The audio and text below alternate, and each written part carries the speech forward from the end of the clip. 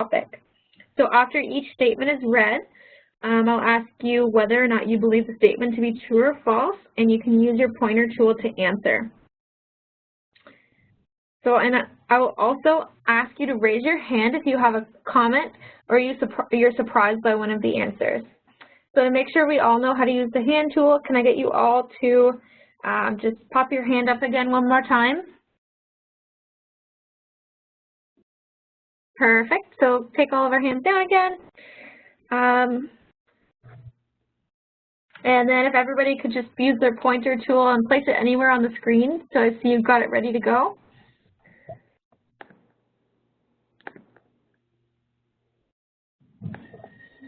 Perfect. Okay, so it looks like we're ready to go. So when I read out the statement, you'll choose true or false. So the first true or false statement is, the mind-body connection refers to how our thoughts, feelings, beliefs, and attitudes can positively or negatively impact our physical health. So do you think that this is true or false? So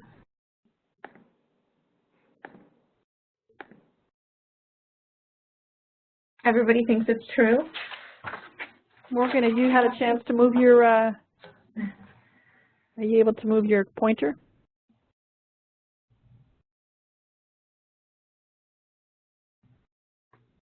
Okay. Okay. All right. So the answer is actually true. So the mind-body connection refers to how our thoughts, feelings, beliefs, and attitudes positively or negatively impact our physical health. So to explain this, I want everybody to think about your physical reaction to stress. So maybe you're nervous for an exam or a job interview, or maybe you've just got some unfortunate news. In any of these situations, you might feel sweaty, a racing heartbeat, elevated blood pressure, or maybe you feel nauseous or tired. So this is your body's physical reaction to your thoughts, feelings, and beliefs about the events in your life. And on the other side, if you have something positive happening and you're excited about it, maybe your blood pressure lowers or maybe you're getting more restful sleep. Does anybody have any situations that they can relate to? I mean, I guess right now I'm considering moving back home to Ontario while my partner's on deployment, so I'm kind of having a bit of a freak out about that and trying to figure it out. Yeah, so physically, have you noticed your body reacting? Oh yeah, my sleep patterns are a bit interrupted. I'm more irritable than normal, so I'm trying to take all my vitamins and drink my tea and try and go for a walk every day to calm myself down. Good. So see, you're already using self-care right there. Okay. So if nobody else has anything to share, we'll move on to the next true or false statement. Oh, I did, Pamela. Yeah? My little hand was up there. Oh. So with reference to moves and making those kind of decisions, absolutely. I find that I'm extremely hungry and I'm eating standing up because I'm looking at the move, I'm looking after my 88-year-old young mom, all this stuff, and that's really not good for your mental or your physical health. No. I think I tend to do that too. Okay, so thanks for sharing. And we'll move on to the next true or false. So do I have a volunteer to read out this one?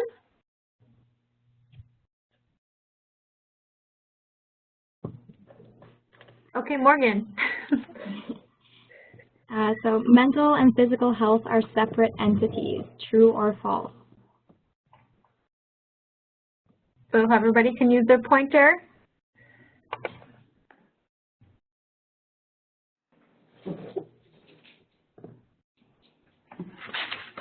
All right. So everybody believes this one is false. You guys are spot on. The answer is false. So mental and physical health are in fact connected. And so your body really is one system. And so not very many people know this, but research actually shows evidence that health conditions like arthritis, back pain, other chronic pain conditions, heart disease, headaches, insomnia, so how we talked about sleeping patterns, post-surgical outcomes, and cancer are actually impacted by your psychological health. Is anybody surprised by that? No. No? No. Oh. It makes sense to me. I mean, I've done a little bit of research into it as well, just for my own well-being. So I strongly believe that your health and physical system are connected. They really are. And so, Cancer surprises me there, Pamela. does it? How does that link with your emotional well-being? So, in the next slide we'll get to, so you'll see how your emotions can actually release different hormones and things like that in your body. And so the link to cancer is actually inflammation. And so when you're stressed out, the inflammatory levels in your body rise. And cancer is actually an inflammatory disease. Oh my goodness. You're right. Cool. Thank you. Yeah. Okay. So this graphic might seem a little bit intimidating, all the words like neuropeptides and cytokines, but it's really quite simple. So all it's showing you is how each of our bodies, our systems in our body are continuously interacting and communicating. So you can see how the immune system, endocrine system, nervous system are all connected. So mind-body specialist Dr. James Gordon actually states that the mind and body are essentially inseparable. So he says that the brain and peripheral nervous system, the endocrine system, and the immune system, all of the organs in our body and all the emotional responses are constantly communicating with one another. So considering this constant interaction, it makes sense how our psychological health can impact our physical health. Has anybody ever seen any graphics like this?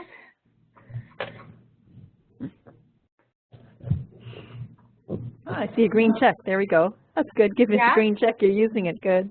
Good. Okay.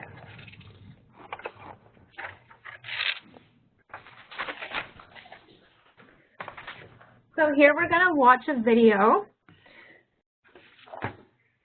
So this will just get you thinking a little bit more about the mind and body. So first I'm going to list a few key points. So please mute your sound so that we don't hear you and your background noise if you have any.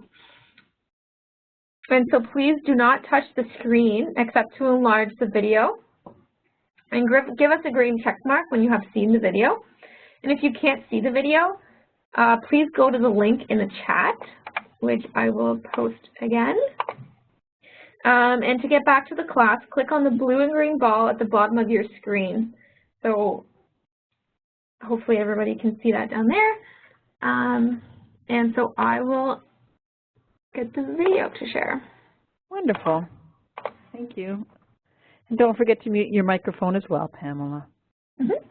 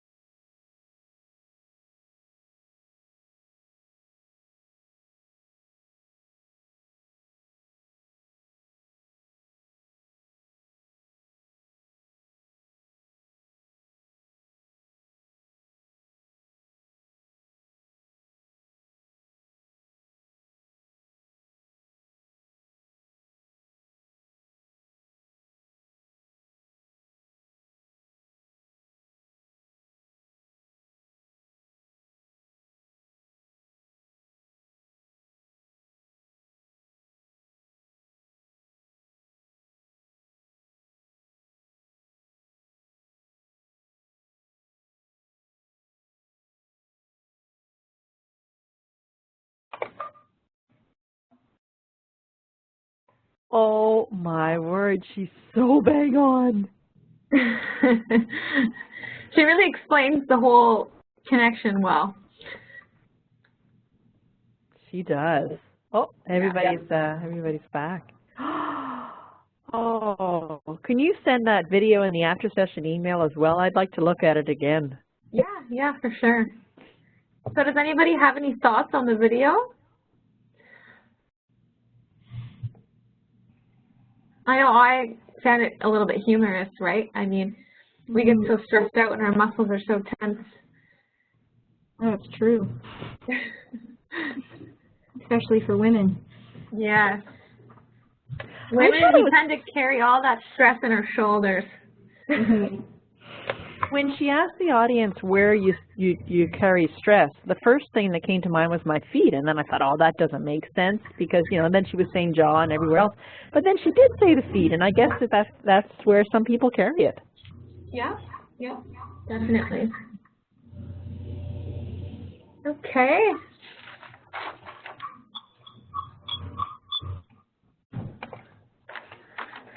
So basically, just to explain a little bit further, some key points on the mind-body connection are as follows. So I'm going to go over it in technical terms and then in layman's terms so everybody can understand. So emotions trigger the release of hormones into the body's system. So as she mentioned in the video, that includes adrenaline, noradrenaline, endorphins, glucocorticoids, prolactin, and growth hormones. So that's felt when we experience stress. So again, thinking about a stressful situation that increased heart rate, tense muscles, sweating, loss of sleep. So that's all examples of your body's reaction to stress. And then next we have the immune system cells. So these respond to the hormones and neurotransmitters that are released in the response to stress. So this can heighten or lower your immune system. And so in the next point, how that is explained is that if you think about when you have a job interview or an exam coming up, so that stress and other psychosocial factors can make you more susceptible to infectious diseases such as the common cold. So if you think about how if you've had an exam coming up and you always happen to get the flu or the cold at your busiest times, that's your mind-body connection. And then finally, so your immune function can also be influenced by psychoactive drugs, alcohol, marijuana, cocaine, heroin, and nicotine. So because again, all of those substances will interact with all of the systems in your body.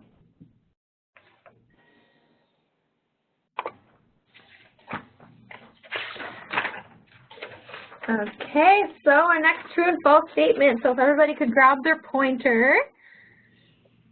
And do I have a volunteer to read out the statement?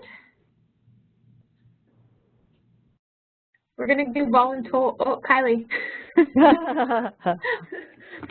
Mind-body health is a new approach to health.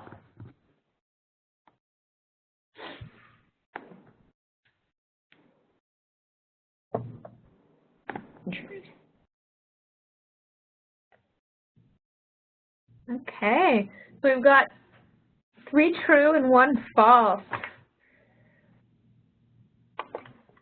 Okay, so the answer is actually false. Can I get somebody to read out the answer?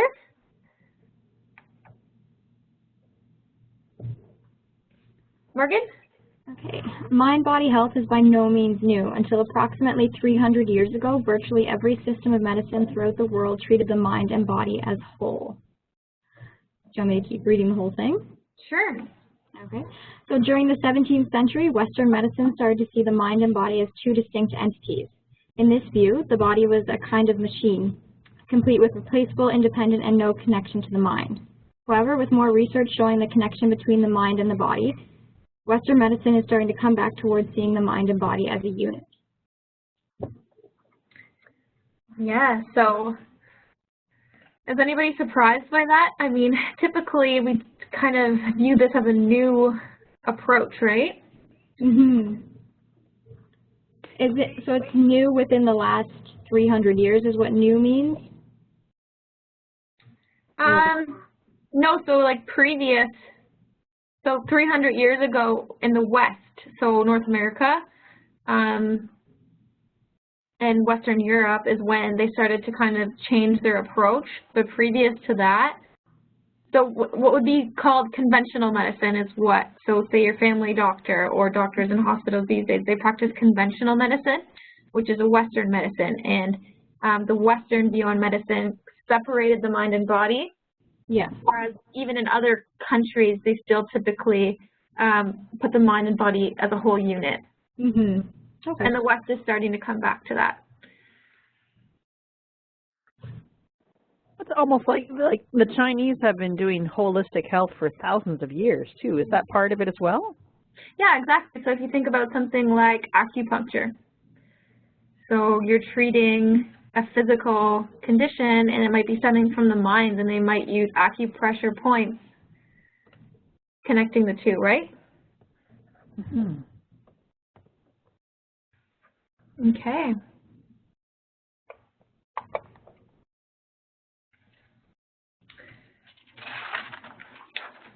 So we're on to our last true and false statement. So for this one, we're going to have a poll. So I'm going to open the poll.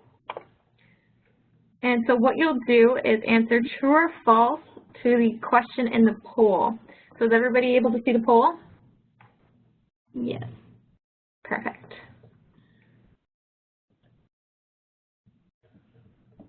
Okay, so everybody's answered. So I'm going to close the poll.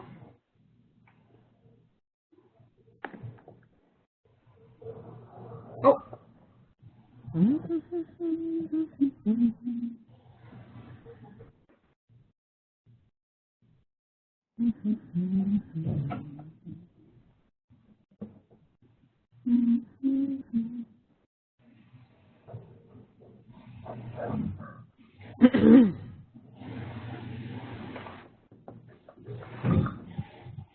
Okay, so we were actually missing one response, but we had two for false. So two of us do not believe that mind-body health strategies are hocus pocus. And the answer, please. And the answer is in fact false. So I'm so glad that some of us already knew that. So it's not hocus pocus, and it's actually grounded in scientific research. So as in the video, how the speaker mentioned psychoneuroimmunology, which is the mind-body connection. It's in fact a science. So researchers from Harvard Medical School and the California Pacific Medical Center state that mind-body therapies can be used as effective additions to medical treatment for many medical conditions. So this includes coronary artery disease, headaches, insomnias, as mentioned before, post-surgical outcomes, chronic pain conditions, cancer outcomes, and hypertension and arthritis. And then, of course, some mental health conditions like anxiety, depression, and PTSD also benefit from mind-body therapies.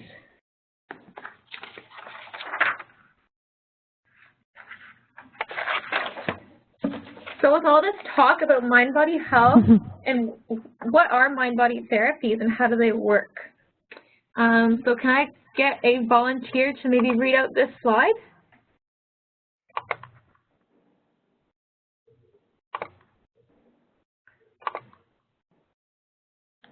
Zinnia? Don't forget to get your muted, Zinnia. Oh, sure. Mind and body therapies are therapies that employ techniques designed to facilitate the mind's capacity to affect bodily functions and symptoms. One of the key ways that mind-body therapies work is by reducing stress. Mind-body therapies include yoga, tai chi, cognitive behavioral therapies, mediation, prayer, painting, or whatever helps you relax. Relaxation can be anything from spending time in nature, going to coffee with a friend or loved one, or taking a bath. There you go. What's most important is taking time for your self-care. Exactly. So I just really want to stress that self-care is really just what works for you and helps you to relax. You don't need to do anything in particular. Just whatever gets you relaxing. So now that we know what mind-body therapies are and that they really work by just reducing stress, if we could get you each to claim a row under name and then maybe mention one activity that you'll do to engage in your own self-care.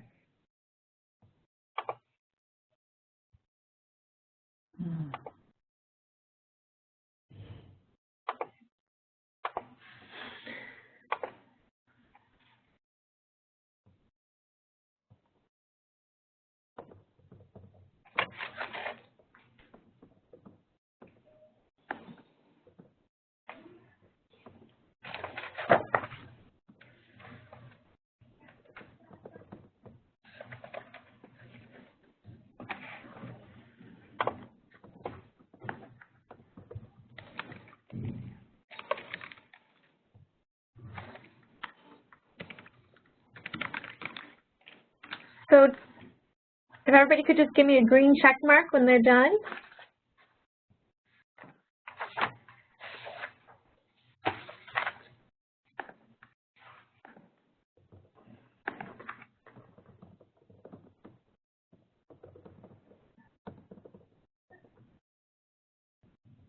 Morgan, are you there? Morgan's muted. There we go. She has a customer.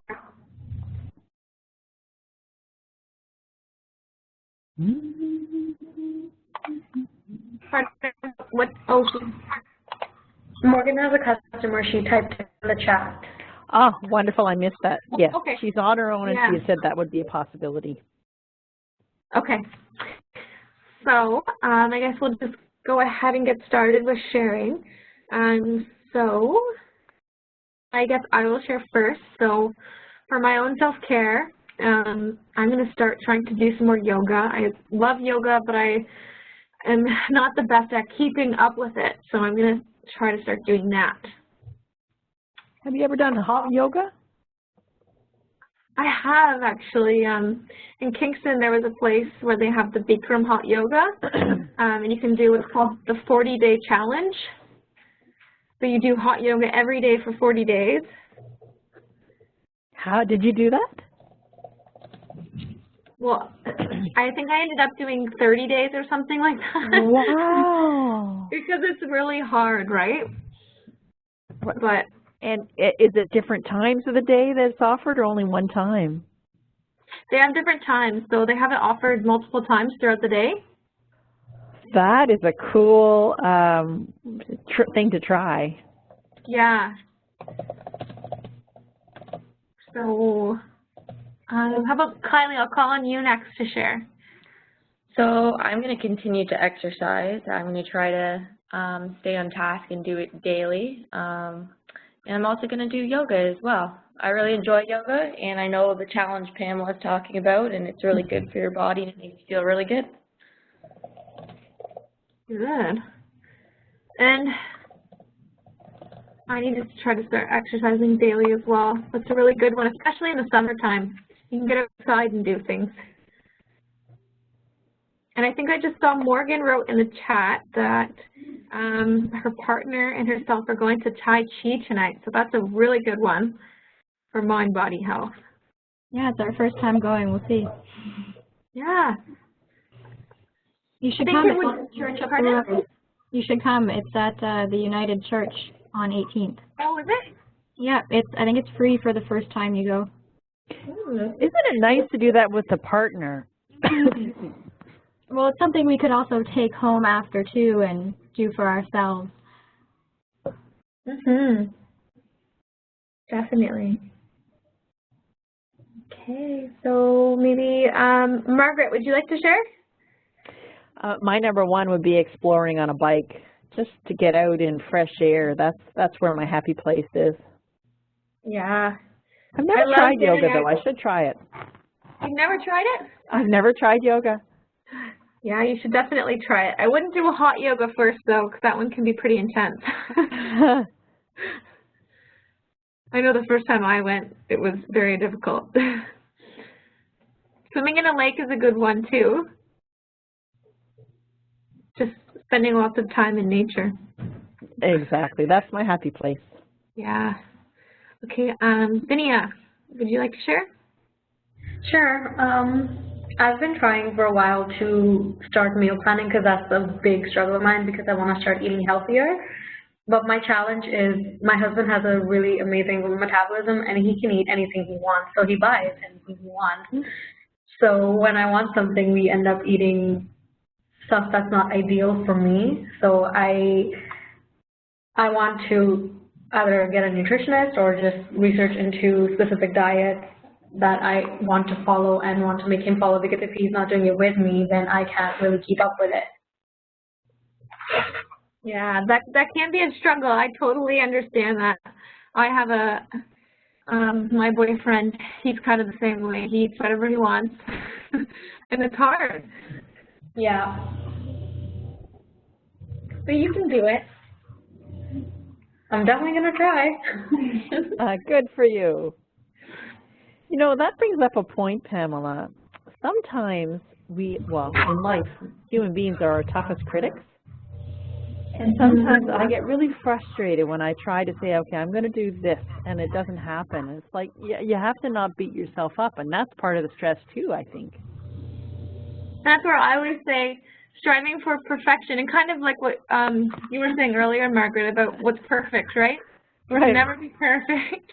When I always strive for, I say, so 90% healthy and then 10% indulgence, right? So you can always treat yourself and enjoy the good things in life.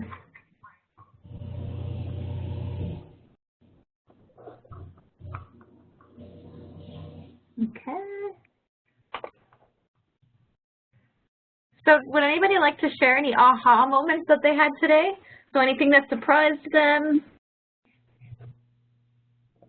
Good way to do this is if you want to grab your pointer on the right-hand side and claim a whiteboard spot, and then use your text tool to just think for a moment and write any aha moments that you had today, something you learned, whether it's about health and well-being, whether it's about the interactive virtual session. We'll just give you a few minutes to think it through.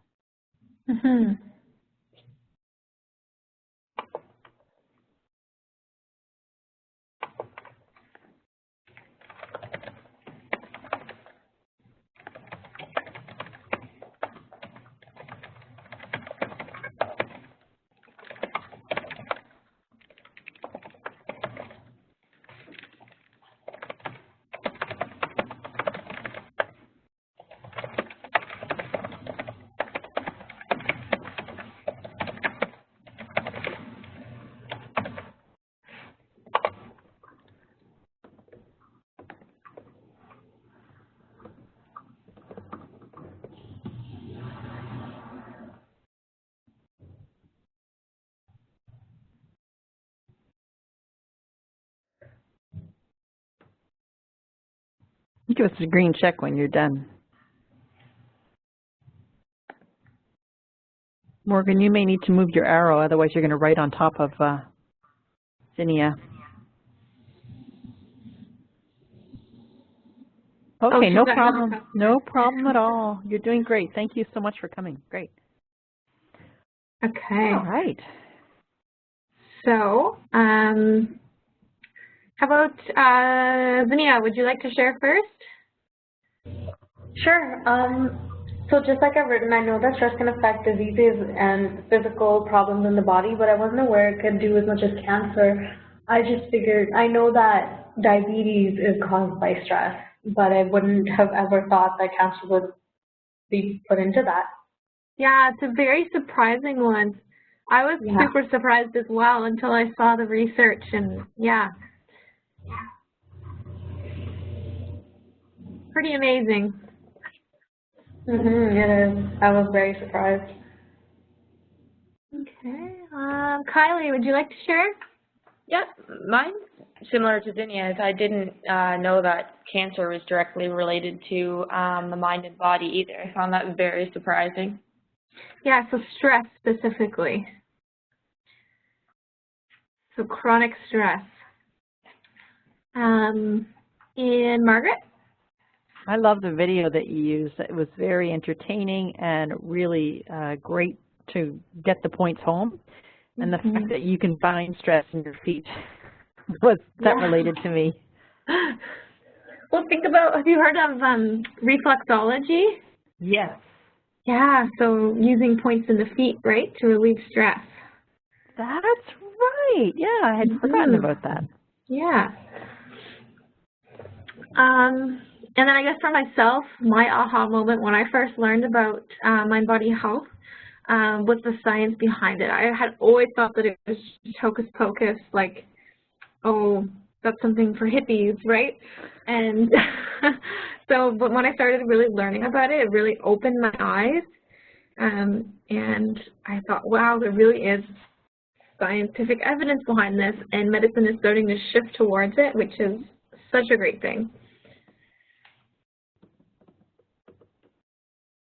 And yeah, Wow. so thanks for sharing, everybody. Sorry, go ahead. I was just going to pass it over to you, Margaret. Wonderful. So I put a link in the chat for a brief survey. If you could double click on that link and just write your thoughts on today's session. And then when you're back, we'll show you how to exit.